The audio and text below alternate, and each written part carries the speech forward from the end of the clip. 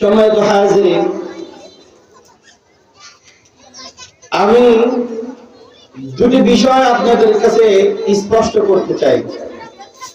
একটা হলো জাগতিক শিক্ষা, আর একটা হলো দ্বীনি শিক্ষা, কোরআনের শিক্ষা।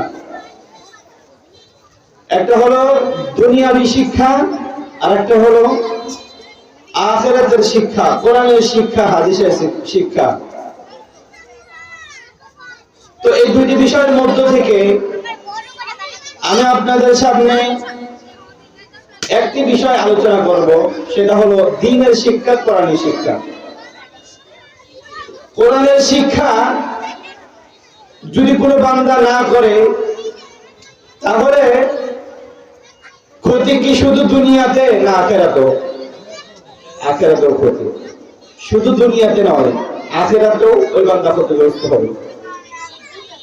এবং যদি কেউ উখরবী শিক্ষা গ্রহণ করে, আখিরাতের শিক্ষা গ্রহণ করে, ওই বান্দা দুনিয়াতেও সফল কাম, আখিরাতেও সফল কাম। ঠিক নয় কি? সম্মানিত হাজিরিন, কিভাবে সফলতা পাবে? কোরআনের শিক্ষায় শিক্ষিত হলে কিভাবে সফলতা পাবে, সেটা আমি আপনাদেরকে একটু স্পষ্ট করতে চাই। কোরআন যার সাথে লেগেছে, ওই বস্তুটাই দামি হয়ে গিয়েছে। রব্বুল আমিন ডাকতে বলেন, শাহরু রমাদান আল্লাযী উনজিলা ফীহিল কুরআন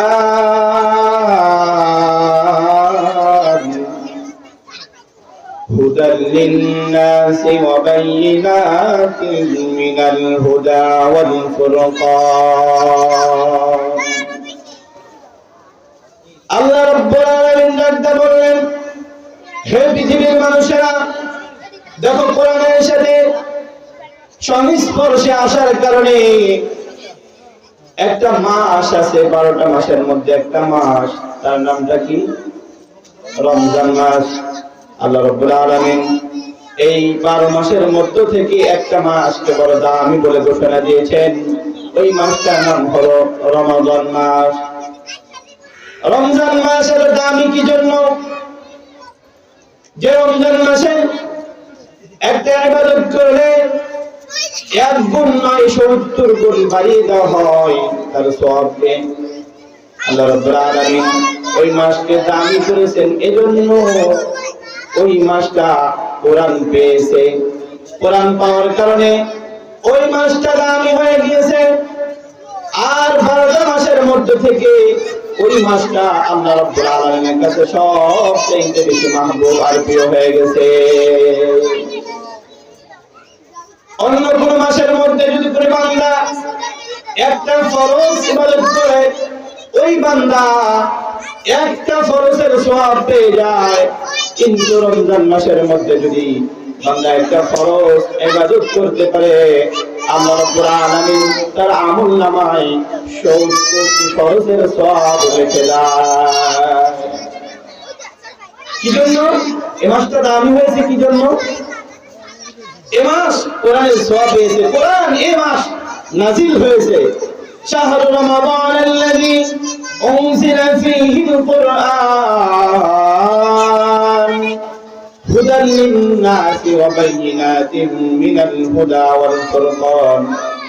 আল্লাহ রাব্বুল আলামিন অন্য জায়গায় বলেন, ইন্না আনজালনাহু ফী লাইলাতিল কদর ওয়া মা আদরাকা মা লাইলাতুল কদর লাইলাতুল কদরি খায়রুম মিন আলফি শাহর। সারা বছরের মধ্যে একটা রজনী আছে, একটা রাত এমন আছে যে রাত রব্বুল আলামিনের দরবারে বহুত বড় দামি রাত্র। যে রাত্রে ইবাদত করলে বান্দা, এক রাত্রে ইবাদত করলে 83 বছর ইবাদত করার চাইতে বেশি সওয়াব তার আমলনামায় লেখা হয়ে যায়। কি রাত্র সেটা? লাইলাতুল কদর। লাইলাতুল কদর যদি কোনো মানুষের জীবনে মিলে যায়, যদি কোনো মানুষ পেয়ে যায়, তাহলে ওই মানুষটা আল্লাহ পাকের কাছে অনেক বড় দামি হয়ে যায়। সুবহানাল্লাহ ওয়া বিহামদিহি। আল্লাহ রাব্বুল আলামিন একটা বললেন ইন্না আনজালনাহু ফি লাইলাতিল কদর ওয়া মা আদরাকা মা লাইলাতুল কদর লাইলাতুল কদরি খায়রুম মিন আলফি শাহর। একটা বছর এমন রয়েছে যে রজনীতে যদি কোনো বান্দা ইবাদত করতে পারে আল্লাহ পাকের কাছে ওই বান্দা থেকে ওই খাতায় নাম লিখে ফেলে। সে সাধারণ কোনো বান্দা থাকে না, আল্লাহ পাকের কাছে বড় মাহবুব এবং প্রিয় হয়ে যায়। কিসের কারণে? কোরআন ওই রাত্রে নাজিল হয়েছে বলে ওই রাত্র আল্লাহ পাকের কাছে বড় দামি হয়ে গিয়েছে। ঠিক নয় কি? এভাবে কোরআনের স্পর্শে এসেছে যারাই তারা দামি হয়েছে পৃথিবীর শুরু থেকে নিয়ে এ পর্যন্ত আমাদের নবী পর্যন্ত যতগুলো নবী এসেছে সব নবী আসমানের কিতাব পেয়েছে, আসমান থেকে কিতাব। অনেক নবীর কাছে আসমান থেকে কিতাব এসেছে কিন্তু কোরআন আসে নাই। এজন্য কোরআন যার কাছে এসেছে সেই হলো সব নবীদের চাইতে বড় দামি হয়ে গিয়েছে। ঠিক নয় কি? কোরআন যে নবী পেয়েছে ওই নবী পৃথিবীর শ্রেষ্ঠ মানুষ হিসেবে গণ্য হয়ে গিয়েছে। ঠিক নয় কি? আল্লাহ রাব্বুল আলামিন আমাদের নবী বিশ্ব নবী মুহাম্মদ আরবি সাল্লাল্লাহু আলাইহি ওয়াসাল্লাম কে কোরআন নামক দৌলত দান করেছেন। কোরআন পাওয়ার কারণে নবীজি तमाम পৃথিবীর মানবের মধ্যে সবচাইতে বড় দামি মানুষ হিসেবে গণ্যিত হয়ে গেছে। কিসের কারণে? একমাত্র কোরআনের স্পর্শ আসার কারণে। কোরআনের কারণেই নবীজি পৃথিবীর মধ্যে শ্রেষ্ঠ মানব হয়ে গিয়েছে। আপনি তাকান, বাংলাদেশের এমন মানুষ আছে ঢাকা শহরের মধ্যে 10 তলা 20 তলা বিল্ডিং এর মালিক, কিন্তু তাদের নাম আমরা জানি না, তাদের নাম আজও পর্যন্ত আমরা জানতে পারি নাই। কিন্তু কোরআনের দ্বারা সুসজ্জিত হয়েছে, কোরআনের হাফেজ হয়েছে এমন ছোট্ট ছোট্ট শিশু বাংলার জমিন নয় तमाम পৃথিবীকে কাঁপিয়েছে। ঠিক নয় কি? যার নাম तमाम পৃথিবীর সব মানুষের মুখে মুখে আজ হয়ে গিয়েছে, সবাই তার নাম জানে। কিছুদিন আগে আমাদের বাংলাদেশের সন্তান তাকরিম নামক ছোট্ট একটা শিশু, ছোট্ট একটা ছেলে কোরআন হিফজ করার কারণে, কোরআনকে সিনায় ধারণ করার কারণে আল্লাহ রাব্বুল আলামিন শুধু বাংলার জমিন নয় तमाम পৃথিবীর সব মানুষের মধ্যে পরিচিত করে দিয়েছে। ঠিক নয় কি? তাকরিমের নাম আজ সারা বাংলাদেশের মানুষের মুখে মুখে, সারা পৃথিবীর মানুষের মুখে মুখে। ঠিক নয় কি?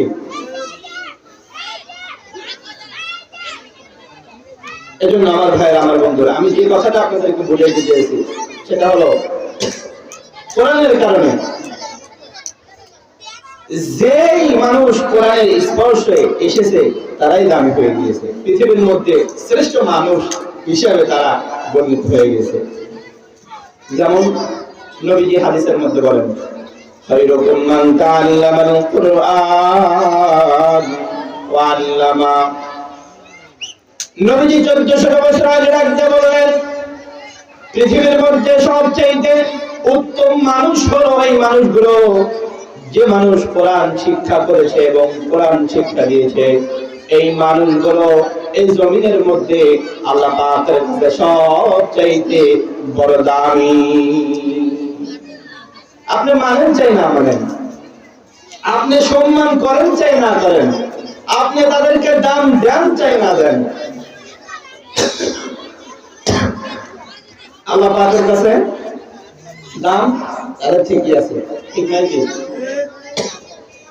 মানুষ যদিও দাম না দেয়, মানুষ যদিও তাদেরকে লাঞ্ছিত, অপদস্থ, অপমানিত করে, তারপরেও মালিকের কাছে কিন্তু দাম কম নয়, ঠিক নয় কি? এজন্য আমার ভাইয়ের, আমার বন্ধুরা, কোরআন জীবনে বাস্তবায়ন করার দরকার আছে না নাই? কম না বেশি? বেশি। প্রতিটি মানুষের জীবনে কোরআন বাস্তবায়ন করার দরকার 100 বেশি।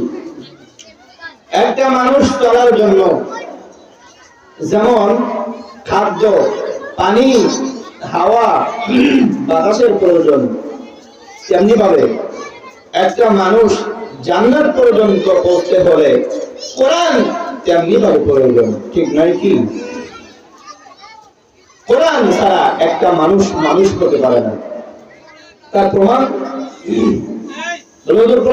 প্রমাণ আমাদের বাংলাদেশের জমিনেই একজন নারী তার প্রমাণ দিয়েছে। তার নামটা হলো তসলিমা নাসরিন। সে এত বড় কুলঙ্গার, ইসলাম বিদ্বেষী, যার মধ্যে কোরআনের ছোঁয়া ছিল না, সে একটা কথা বলেছে, একটা বইয়ের মধ্যে একটা কথা সে লিখেছে। কি কথা?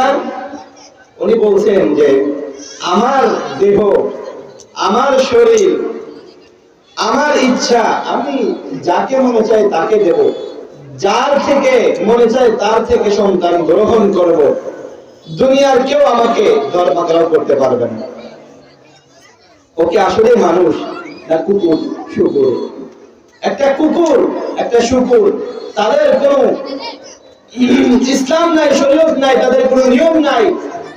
একটা কুকুর চাইলে দিনেও মানুষের সামনে সহবাস করতে পারে, সহবাস করে, তারা মেলামেশা করে। একটা কুকুর অন্য কুকুর থেকে বাচ্চা গ্রহণ করে, একটা শুকুর অন্য শুকুর থেকে বাচ্চা গ্রহণ করে। ওই তসলিমা নাসরিন আর শুকুরের মধ্যে কোনো পার্থক্য নাই। কি জন্য? কোরআনের ছোঁয়া না থাকার কারণে। সে মানুষ রূপে জানোয়ারের চাইতে বড় নিকৃষ্ট। আমার ভাইয়েরা, আমার বন্ধুরা, কোরআন প্রতিটি মানুষের জীবনে বাস্তবায়ন করা দরকার। প্রতিটি এলাকার মধ্যে, প্রতিটি সমাজের মধ্যে রাষ্ট্রীয়ভাবে কোরআন দ্বারা রাষ্ট্র চালানোর দরকার আছে না নাই? কোরআন দ্বারা রাষ্ট্র পরিচালনার দরকার আছে। যদি কোরআন দ্বারা রাষ্ট্র পরিচালনা না হয়, তাহলে ওই রাষ্ট্র কোনদিন সুরাষ্ট্র হতে পারে না। ওই রাষ্ট্রের মধ্যে নিঃসন্দেহে জুলুম, অত্যাচার আর মানুষকে নির্যাতন ছাড়া কিছুই করতে পারে না। এজন্য কোরআন সংসদে সবচেয়ে বেশি দরকার না কম? কম না বেশি? সবচেয়ে বেশি দরকার হলো কোরআন সংসদে বাস্তবায়ন করা। যদি সংসদ থেকে, পার্লামেন্ট থেকে যদি কোরআন বাস্তবায়ন হয়ে যায়, কোরআনের ঘোষণা অনুযায়ী যদি ঘোষণা দেওয়া যায়, তাহলে প্রতিটি মানুষ মানতে বাধ্য হবে কিনা? হবে। প্রতিটি মানুষ বাধ্য। এজন্য ওই সংসদ পর্যন্ত কোরআন বাস্তবায়নের দরকার আছে। কোরআন দ্বারা রাষ্ট্র চালিয়েছে হযরত সাহাবায়ে কেরাম। যে সোনালী যুগের মধ্যে না ছিল কোনো জুলুম, না ছিল কোনো অত্যাচার, না ছিল কোনো মানুষের উপর নির্মম ভাবে নির্যাতনের কোনো কিচ্ছু ছিল না, বড় সোনালী যুগ ছিল। কিন্তু আজ আমাদের সমাজের মধ্যে কোরআন না থাকার কারণে, আমাদের রাষ্ট্রের মধ্যে কোরআনী আইন না থাকার কারণে মানুষের উপর নির্যাতনের রোডার চাপানো হয়, ঠিক নয় কি? কোরআন না থাকার কারণে রাষ্ট্রের মধ্যে আজ অপরাধী মানুষগুলো বেঁচে যাচ্ছে, আর অপরাধী মানুষগুলো দিনকে দিন, রাতকে রাত জেলখানার মধ্যে পড়তে হচ্ছে। কুলঙ্গার বেশ্যা মহিলার মতো মানুষগুলো আজ ছাড় পেয়ে যাচ্ছে, কিন্তু কোরআনের পাখিগুলো কিন্তু কোরআনের সংস্পর্শে আসা মানুষগুলো নির্মম ভাবে তারা জেলখানার মধ্যে লাঞ্ছিত আর অপমানিত অপদস্থ হিসেবে আছে। এটা ভালো লক্ষণ নয়, এটা দেশের জন্য ভালো লক্ষণ নয়। জেলখানায় থাকার কথা ছিল চোর বাটপার লুচ্চা বদমাইশের মতো মানুষগুলো জেলখানায় রাখার জন্য জেলখানাটি বানানো হয়েছে। কোরআনের পাখিগুলোকে নয়, হাদিসের পাখিগুলোকে জেলখানায় আবদ্ধ করে রাখার জন্য জেলখানা বানানো হয়, ঠিক নয় কি? কিন্তু আজ আমার সমাজে, আমার রাষ্ট্রের মধ্যে কোরআনের পাখিগুলোকে, নির্দোষী মানুষগুলোকে দোষ চাপা দিয়ে সেই মানুষগুলোকে দিনকে দিন বছরকে বছর জেলখানার মধ্যে আটকিয়ে রেখেছে।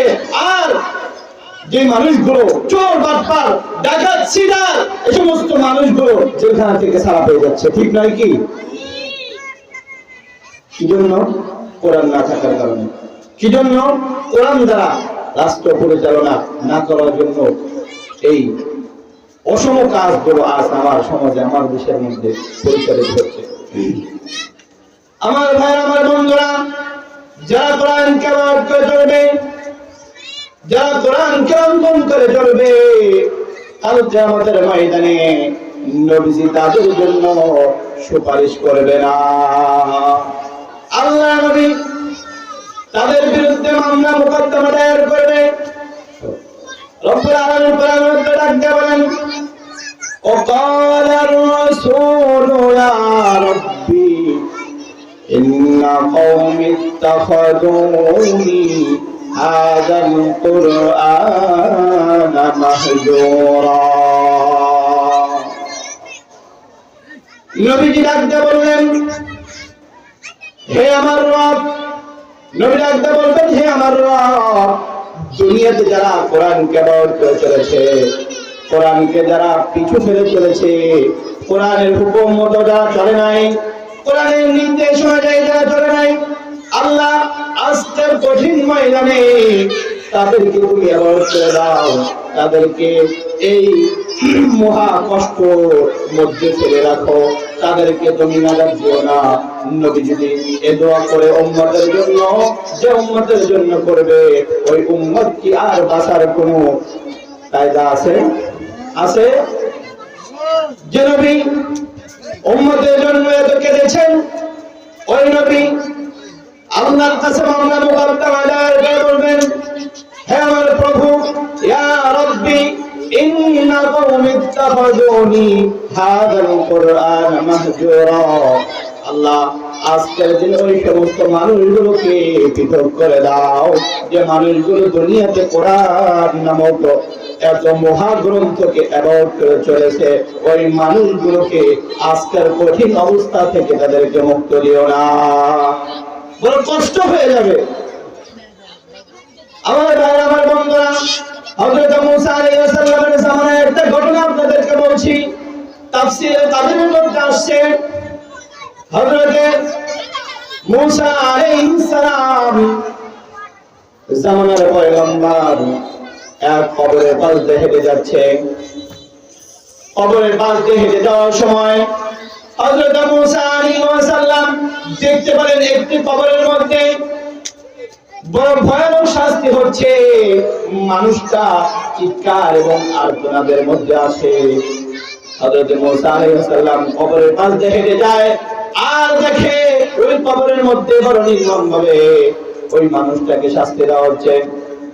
হযরত মুসা আলাইহিস সালাম ওখান দিয়ে হেঁটে যে ওনার যে কাজটা ছিল, ওই কাজটা করে আবার ফেরার সময় দেখে যে ওই কবরের মধ্যে আর আযাব হচ্ছে না। আল্লাহু আকবার। হযরত মুসা আলাইহিস সালাম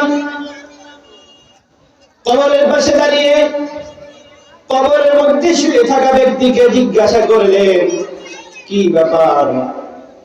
কবর কিছুক্ষণ আগে এই মানুষটাকে শাস্তি দেওয়া হয়েছে, এই মানুষটার উপর নির্মম ভাবে শাস্তির রোলার টানানো হয়েছে, জাহান্নামের আগুন জ্বালানো হয়েছে, কিন্তু কিছুক্ষণ পরেই আবার কবরের আযাব বন্ধ হয়ে গেল। কারণটা কি? কারণটা জানতে মনে চায়। এবার লোকটা ডাকতে বলে, জামানার পয়গম্বর মূসা, একটা কারণে আমার আযাব, কবরের আযাব বন্ধ হয়ে গেছে। বলে কারণটা কি? জানতে মনে চায়।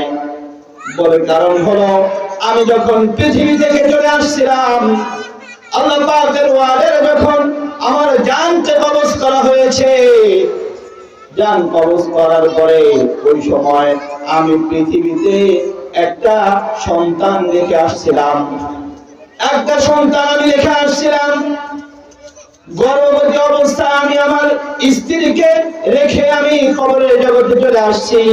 কিন্তু ওই সন্তান হওয়ার পরে যখন হাঁটি হাঁটি পা পা করে যখন একটু বড় হতে শুরু করেছে, আর আম্মা বাড়ির গার্জিয়ান গুলো তাকে নিয়ে মাদ্রাসায় ভর্তি করেছে। মাদ্রাসায় ভর্তি করার পরে সর্বপ্রথম ওস্তাদজি যেই কথাটা শিক্ষা দিয়েছে, ওই কথাটা হলো বিসমিল্লাহির রাহমানির রহিম। আল্লাহু আকবার। উনি রাখতে পারেন, আমার সন্তান যখন মাদ্রাসাতে গিয়েছে, মাদ্রাসাতে যাওয়ার পরে ওস্তাদগণ প্রথম একটা শব্দ তাকে শিখিয়েছে, বিসমিল্লাহির রহমানির রহিম। যখন আমার সন্তান বিসমিল্লাহির রহমানির রহিম পড়েছে, সাথে সাথে আল্লাহ রাব্বুল আলামিন আমার কবরের আযাবকে মাফ করে দিয়েছে। বলে কেন? বিসমিল্লাহির রহমানির মধ্যে কি এমন লুকায়িত আছে যে কারণে কবরের আযাব বন্ধ হয়ে গেল? লোকটা রাখতে বলে, বিসমিল্লাহির রহমানির রহিমের অর্থ হলো, আমি পরম করুণাময় আল্লাহর নামে শুরু করছি, যিনি হলেন আর রহমান, মহাদয়ালু, আর রহিম, অনুগ্রহশীল। আল্লাহ রাব্বুল আলামিন ফেরেশতাকে ডাকতে বললে, হে ফেরেশতা, যা যা, আমার বান্দার ওই সন্তান আমাকে ডাকতে বলেছে, বিসমিল্লাহির রহমানির রহিম। ও প্রশংসা করেছে আমার। কি প্রশংসা করেছে? আমি নাকি রহমান, বড় দয়ালু, মেহেরবান, অত্যন্ত মেহেরবান। আমি রহমান এবং রহিম নাম আমাকে সে উপাধি দিয়েছে, আমাকে বলেছে আমি নাকি মেহেরবান। যদি আমি প্রকৃতই মেহেরবান হয়ে থাকি, তাহলে আমার মেহেরবানি ওর বাপের উপর না চললে তো আমার এই মেহেরবানি দিয়ে কি লাভ হবে? যাও যাও, চলে যাও, ওর বাবার কবরের আযাব বন্ধ করে দাও। আমি রহমান নামের খাতিরে, দয়ালু আর মেহেরবান আমাকে সে বলেছে, এই দয়া যদি তার পিতার উপর না পড়ে, আমার রহমত যদি তার পিতার উপর বর্ষিত না হয়, তাহলে এ রহমান দিয়ে আমি কি করব? এজন্য তুমি যাও, দ্রুত চলে যাও, যে ওর বাবার কবরের আযাবটা বন্ধ করে দাও। সুবহানাল্লাহ ওয়া বিহামদিহি। আমার ভাই, আমার বন্ধুরা, এজন্য আমি বলেছিলাম কোরআন পড়ার দরকার আছে না নাই? কম না বেশি কোরআন পড়তে হবে, কোরআন জানতে হবে, কোরআন অনুযায়ী জীবনকে বাস্তবায়ন করতে হবে। এলাকার আমি সব মানুষদেরকে বলবো, আপনাদের এলাকার মধ্যে যে হাফিজি মাদ্রাসা আছে, প্রত্যেকটা শিশুকে আপনারা হাফিজি মাদ্রাসার মধ্যে দিয়ে অন্তত কোরআনটা শুদ্ধ করাবেন। অন্তত কোরআনটা ঠিক করার পরে তারপরে আপনি যে রাস্তা দেন, তাতে আমাদের কোনো সমস্যা নাই।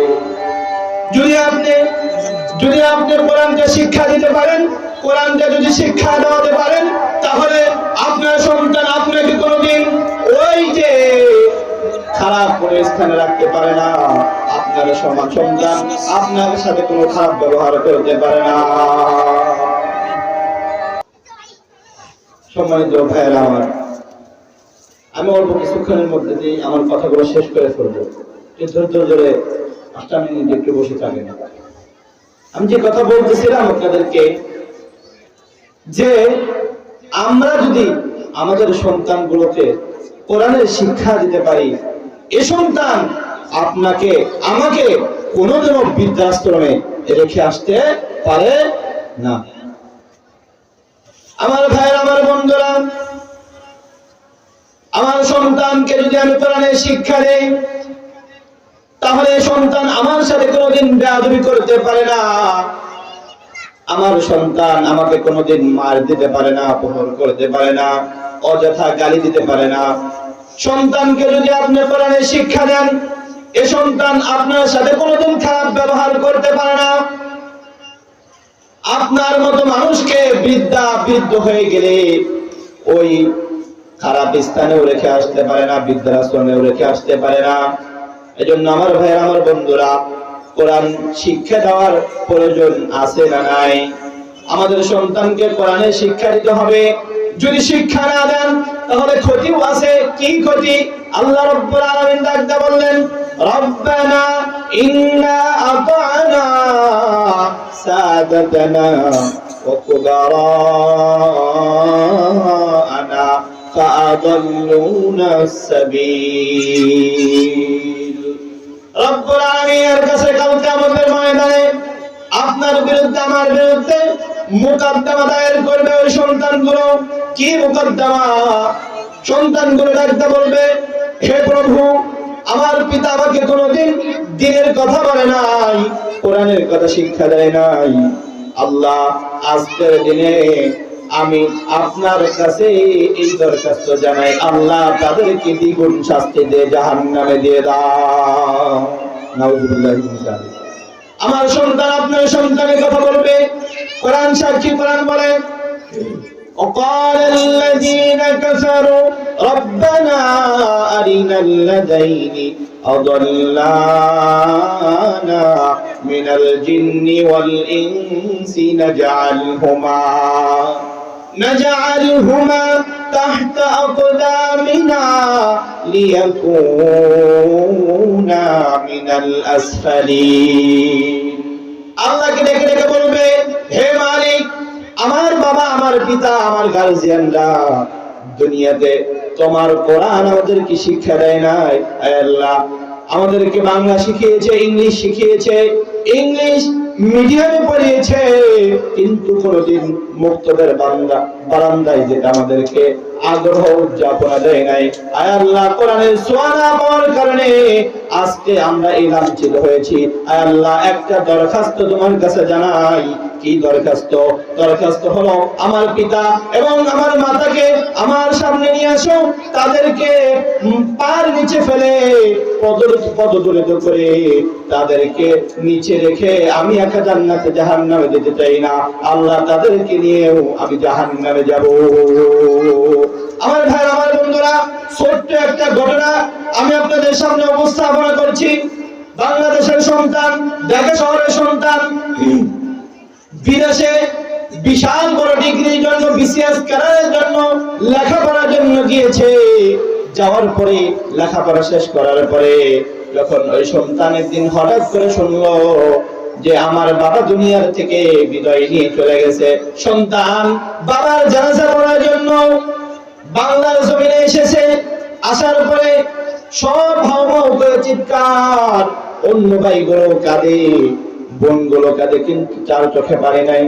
বড় আশ্চর্যের বিষয়, যখন বাবাকে ঘর থেকে বের করা হলো দাফন করার জন্য, জানাজার নামাজ পড়ার জন্য, যখন ওই বাবাকে বের করা হলো, বের করার পরে সবাই হাউমাউ করে চিৎকার, কিন্তু ওই সন্তানের চোখে পানি নাই, সন্তানের চোখে পানি নাই।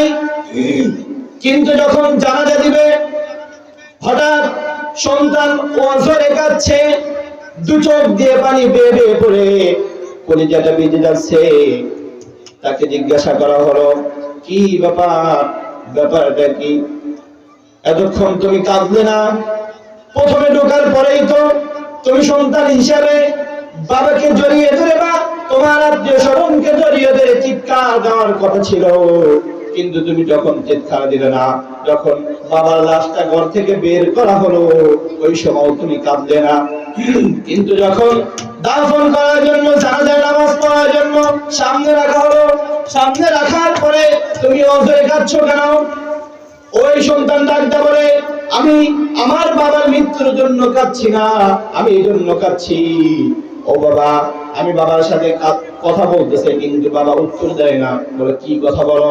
আমি বাবাকে বলতেছি, বাবা তুমি আমাকে লেখাপড়া করার জন্য জীবনের সবটুকু বিসর্জন দিয়ে তুমি আমার লেখাপড়ার জন্য বাংলার জমিন নয় বিদেশের মাটিতে পাঠিয়েছিলে বাবা, তুমি তোমার উদ্দেশ্য পূরণ করেছো, কিন্তু বাবা একটা প্রশ্ন হলো, আজকে তুমি জানাজার লাশ হয়ে গেছো, তোমার সামনে দাঁড়িয়ে আমি কি বলবো বাবা? এই কথাটা তুমি আমাকে শিক্ষা দিয়ে যাও নাই, এই জন্যই তো আমি কাঁদছি তোমার জানাজার লাশকে সামনে নিয়ে,